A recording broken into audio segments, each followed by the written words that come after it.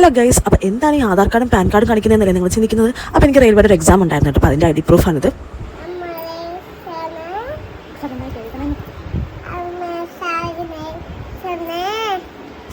അങ്ങനെ നമ്മുടെ നജൂസിന് അനുഗ്രഹമൊക്കെ വാങ്ങിച്ചിട്ട് ഞാൻ നേരെ എക്സാമിന് പോവുകയാണ്. അപ്പോൾ എക്സാം വന്നിട്ട് വെഞ്ഞാറുമൂടുള്ള എക്സാടെക് എന്ന് പറയുന്ന ഒരു എഡ്യൂക്കേഷൻ സെൻറ്ററിൽ വെച്ചിട്ടായിരുന്നു. അപ്പോൾ 4 മണിക്കായിരുന്നു എക്സാം, 3 മണിക്ക് റിപ്പോർട്ട് ചെയ്യണം. അതുകൊണ്ട് ഞങ്ങളൊരു 1:30 ആയപ്പോഴത്തേക്ക് ഇവിടെ നിന്ന് ഇറങ്ങിയിട്ടുണ്ടായിരുന്നു. അപ്പോൾ എക്സാക്ട് ലൊക്കേഷൻ വരുന്നത് നമ്മുടെ വെഞ്ഞാറുമൂട് ബസ് സ്റ്റേജിന് തൊട്ട് ഓപ്പോസിറ്റുള്ള ബിൽഡിങ്ങിൽ 3ാമത്തെ ഫ്ലോറിലായിരുന്നു കേട്ടോ. അങ്ങനെ ഞങ്ങൾ ഏകദേശം 2:30 ആയപ്പോൾ എത്തിയിട്ടുണ്ടായിരുന്നു. അപ്പോൾ അത്യാവശ്യം കുറേ പേരൊക്കെ വന്നിട്ടുണ്ടായിരുന്നു. അപ്പോൾ ഞങ്ങൾ എല്ലാവരും വെയിറ്റിംഗ് ഹാളിൽ വെയിറ്റ് ചെയ്തിരുന്നു. അങ്ങനെ ഒരു 3 മണി ആയപ്പോഴത്തേക്ക് ഓരോരുത്തരും ചെക്ക് ചെയ്ത് അകത്ത് കയറ്റാൻ തുടങ്ങി. അപ്പം ഇതിൻ്റെ മേളത്തെ ഫ്ലോറിലായിരുന്നു എക്സാം നടക്കുന്നത്, ലാബ് വരുന്നത്. താഴെ ലേണിംഗ് സെൻറ്റർ ആയിരുന്നു കേട്ടോ. അപ്പോൾ മേളിലായിരുന്നു ലാബ് വരുന്നത്. അപ്പോൾ താഴെ ചെക്ക് ചെയ്ത് ഓരോരുത്തരായിട്ട് മേളിൽ കയറ്റി വിടുമായിരുന്നു.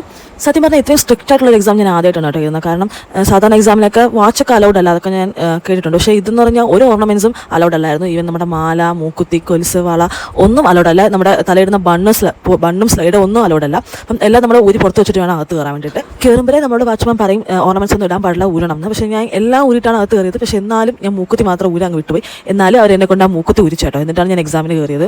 അങ്ങനെ 5 മണിയുടെ എക്സാമിന് കയറി ഞാൻ ഇറങ്ങിയപ്പോഴത്തേക്ക് ഏകദേശം 6:30 ആയിട്ടുണ്ടായിരുന്നു. അങ്ങനെ എക്സാം കഴിഞ്ഞ് ഇറങ്ങിയപ്പോൾ നല്ല വിശപ്പുണ്ടായിരുന്നു. പിന്നെ ഞാനും ചേട്ടനും കൂടെ നേരെ വന്ന് 4:05 എത്തിയപ്പോൾ അവിടെ നിന്ന് തട്ടുകടയിൽ നിന്ന് കയറി ഫുഡ് കഴിച്ചു. പിന്നെ നമ്മൾ അച്ചക്കുട്ടിക്ക് 2 ദോശ പാഴ്സലും വാങ്ങി. പിന്നെ വരുന്ന വഴിക്ക് അവർക്ക് ജ്യൂസ് കൂടെ വാങ്ങിച്ചിട്ടുണ്ടായിരുന്നു. അങ്ങനെ ജ്യൂസും വാങ്ങി നേരെ നെടുങ്കാട് ഉത്സവമായിരുന്നു കേട്ടോ. അപ്പം ആ ലൈറ്റൊക്കെ കണ്ട് നേരെ തിരിച്ച് വീട്ടിലെത്തിയപ്പോൾ ഏകദേശം ഒരു 7:30 ആയിട്ടുണ്ടായിരുന്നു. അപ്പോൾ ഇന്നത്തെ വിശേഷം ഇത്രയേ ഉള്ളൂ. എല്ലാവർക്കും ഇഷ്ടം വിചാരിക്കുന്നു. പുതിയ വീഡിയോ വരുന്നവരെ ബൈ ബൈ.